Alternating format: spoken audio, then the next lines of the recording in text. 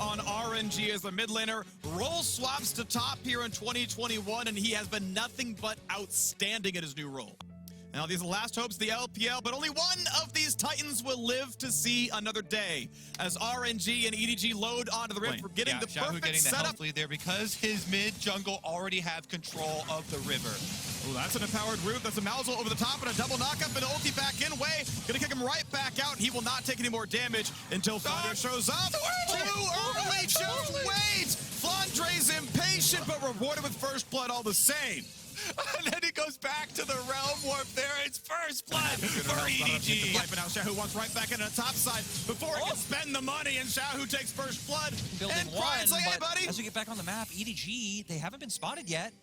Here we go. Xiaohu has his flash, does not dodge the knockup, which means Malz is going to be guaranteed to land it. Silence, everything else lands. No way out. Heals for a bit, and the turret trades him back. Waiting Well for done, the time Xiaohu. to make that five-man play. You're probably going to have to give up one side of the map to look for it, but Freak, we're going to get a lot of fights. Guardian pop, we're going to have a battle coming across. Nautilus going to hit the Lucian, but a huge frontline play for Jarvan, but it's not going to matter.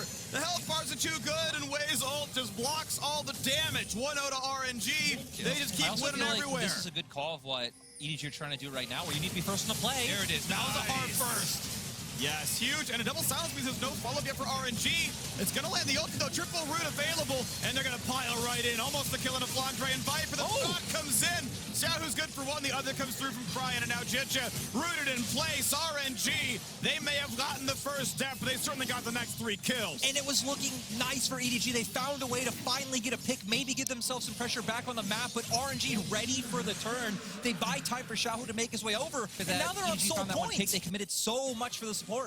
No, that was your axe replay, and it's RNG maybe putting the last nail in the coffin. I mean, this is going to be so tough to come back from. Well, here comes the setup, right? Dragon is the play. It spawns in 20, and RNG, they're playing with time they already own. Look at this. Irelia just split pushing top lane. No one willing to answer her. They're like, you know what?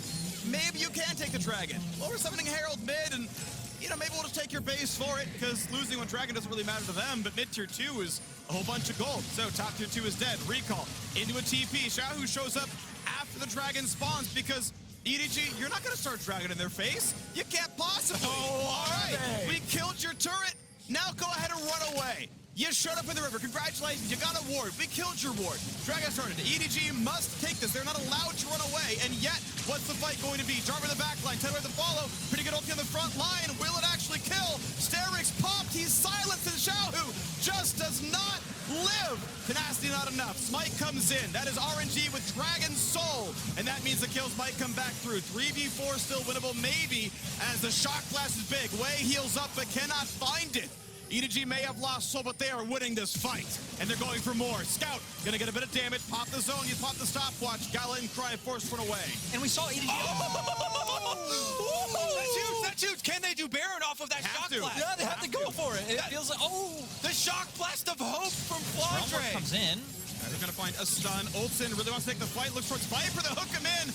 Absolutely beautiful assassination. Xiaohu just forced him between a rock and a hard place, and he is crushed. And guess what? Now that they've got Ocean Soul, the shock blasts don't really pose as much threat. If you take down the heart of the team comp, the Lucian is not there, then yeah, you can try and poke them inside Baron Pit, but they just heal back up. And they also have amazing turn potential. Ming even still has his ultimate to try and finally engage onto EDG if they look to commit for this.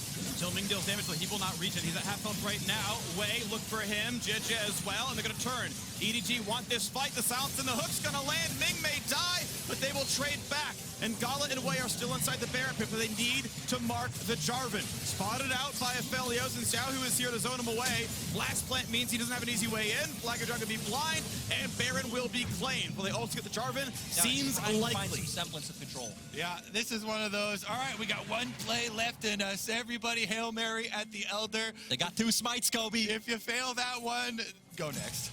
Double smite though, yes, maybe a chance here. Ward's coming around. They're going to spot what's going on. Of course, both teams know what the play is at this point.